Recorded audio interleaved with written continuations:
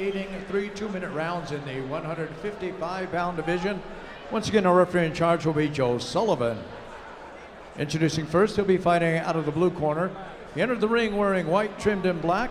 His record, 2 victories, 3 defeats. Representing Team Hollywood from Las Vegas, Nevada, here is Joe Hollywood Tussing. And his opponent across the ring, fighting out of the red corner. He's wearing black, trimmed in red, white, and blue.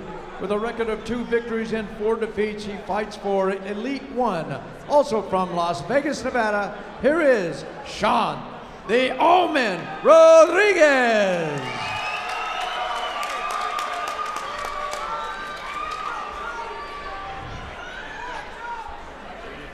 How about the ink on the front of Rodriguez? Yeah, you have to give him the edge and ink right there. Tussing's got a couple little small ones across the chest, and Rodriguez says, hey, mine's bigger. This fight is happening in the Tuff-N-Uff lightweight division, 155 pounds is where both fighters weighed in. Joe Tussing is wearing the white trunks with the black trim, and Sean Rodriguez, the Omen, is wearing the black trunks with the red, white, and blue. Round number 1, here we go. Ooh, Tussing with a nice right hand. Does have the brace on the lead leg. Doesn't seem to bother him there as he shoots in for the low single. The low single, maybe being brought back by Randy Couture and James Toney. Very popular lately. Yeah. Well, Rodriguez looks a little more adept on the ground than one James Toney. True.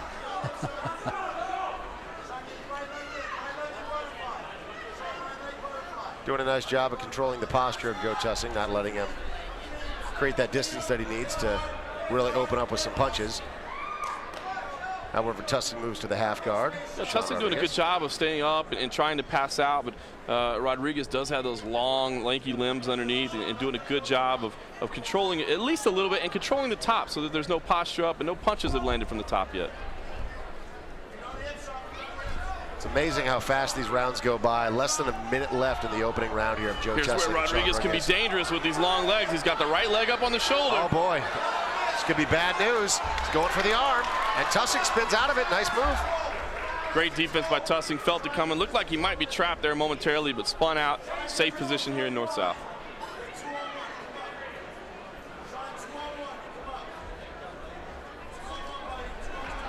How big is that experience for Tussing, being in the ring with the likes of Ryan Couture? Yeah, it's always interesting to see what these fighters are going to draw from an experience like that. Like Ryan Couture, Tussing going for the back here. You know, with a loss like that to Ryan Couture, you can either learn something from it or just get discouraged by it. But it seems like Tussing is coming out here, and he's not gun-shy, which is what I like to see after a fighter takes a loss, coming back out, being confident in your skills, understand that everyone loses one from time to time, and ready to fight. And so far, got to give round number 1 to Joe Tussing. Yeah, Rodriguez, they're threatening with the Kimura from the bottom. Really had a hold of that Kimura for quite some time, but Tussing was doing a good job of keeping his arm tight. Right there at the end, Rodriguez was able to move the arm out and threaten, but just didn't have time to finish it, and he walks to the corner with a little cut on his forehead. And Sean Rodriguez, although he lists himself as a Muay Thai striker and says that that's what he's been working on primarily, showed pretty solid skills. He was definitely threatening from his back while on the ground, and I don't know if that's because he knew that Joe Tussing was going to take him down and put him on his back, and so he prepared for that. But whatever the case may be, he looks pretty good off his back. Yeah, he really did. Again, we're talking about those long limbs. It's 6 foot tall in the lightweight division. You definitely have an advantage over many of your opponents, and he showed it there. He threatened with the arm bar, maybe the triangle choke. It was there momentarily early in the round.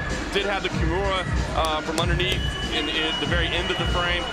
But neither one was really close to finishing, so I think you've got to give the first round to Joe Tussing for the takedown and spending the majority of the time in top position. Always a bit of a question mark what the judges are going to see, but I will say that the judges here at Tuff-N-Uff and just in Las Vegas in general have seen so many MMA fights compared to other commissions around the country. They do such a great job with calling the fights accurately. Nice right, straight right there from Rodriguez, and Tussing coming back at him hard. Throws a body shot, goes for the takedown, and gets it. Tussing almost walked into a knee from Rodriguez, but still got the takedown. And Tussing looked like he wanted to stand and strike for a little bit, ate that right hand, decided that probably wasn't the best idea. Now here's Rodriguez again. He's got the right arm secured, he's working on it. Gonna try to lock in an omoplata from the side. And you see he gave up the arm there, but for a moment it appeared pretty tight. The blood seemed to be rushing out of Tussing's arm. in the front part of that bicep at least, so there was certainly some pressure on it, but Rodriguez ends up giving up on it. He's going to try for something else. He's definitely showing some creativity from the bottom, showing that, you know, he's not a lame duck on the bottom. He's got some opportunities. Now he's going to try to circle out, maybe go for an arm. Tussing feels it right away and passes out to the side. Halfway through round number 2. Tussing interested in the back again. Looks like he's got it. Going to try to get those hooks in. He's got one. He did have the right arm secured momentarily as well, but Rodriguez pulled it out. Oh, this is tight. This could be the end, ladies and gentlemen. Tussing is on top. That's it. That is the end. Joe Tussing with a rear naked choke submits Sean Rodriguez. Great work by Joe Tussing on top. Felt every bit of submission attempt that Sean Rodriguez threw at him. Turned, spun, slipped out of each one, moved to the back, got that rear naked choke. Great performance by Joe Tussing, realizing no need to stand and bang with the Muay Thai specialist. Smart move, good strategy on his part, and like you said, John, he walked up to the Tuff-N-Uff ring tonight as potentially a future star of MMA, but wanted to get back on the winning track. He does exactly that. Nice show put on by Joe Tussing. Well, you got to appreciate his enthusiasm in the ring. Here it is.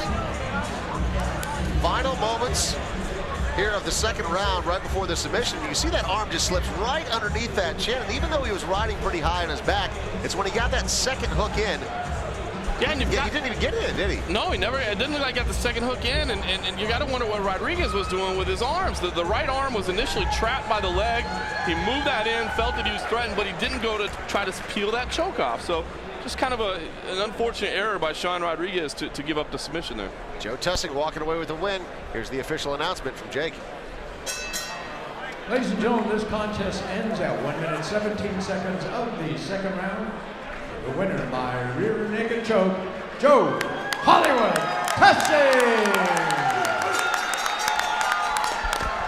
Tuff-N-Uff is all about celebrating the future stars of MMA, and you are taking a look at Joe Tussing there, walking away with a win tonight via rear naked choke here at Tuff-N-Uff. Hey, and you were absolutely right. Keep the sunglasses off. You come away with a win. And exactly. Look at that. How about that? That was his kryptonite. He has figured it out. No more sunglasses, Joe.